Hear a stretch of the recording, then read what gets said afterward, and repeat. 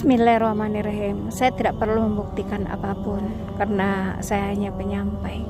Ketika Allah bersaksi untuk disampaikan kepada hamba-hambanya, ini adalah batas zaman, saya sampaikan. Dan di sana terdapat penjagaan Allah Subhanahu wa taala dan kekuatan dari Allah Subhanahu wa taala hingga saya tidak takut, tidak malu dan tetap melakukan apa yang Allah suruh karena saya hanyalah pesuruh. Bagaimana pesuruh? Tentu ia patuh dan taat kepada rajanya, raja sekalian alam, Allah Subhanahu wa taala. Dan Allah berkata melalui ilham kalbu sanubari, kita telah berada di batas zaman untuk kita kembali kepada Allah, menggenggam hukum Allah, ayat-ayat suci Al-Quran, dan tekad dengan la ilaha illallah, jangan sandingkan Allah.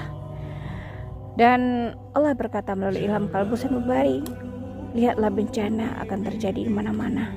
Dan itu terjadi pada saat ini. Semoga Allah ampuni kita, Allah ampuni kita yang telah mengabaikan pesannya.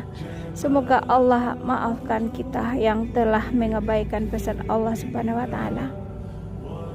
Semoga Allah ampuni kita semua karena Allah bersaksi untuk kita kembali kepadanya, karena ilmu kiamat hanya dari sisi Allah Subhanahu wa taala.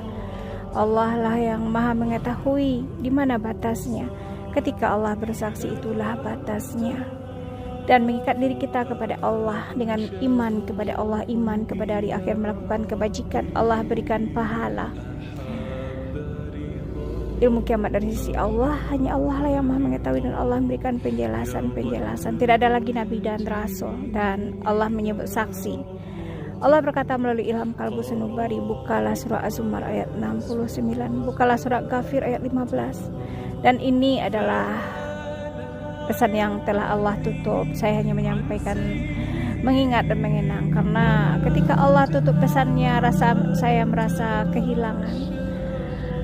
Kalbu saya terasa hening, saya sedih.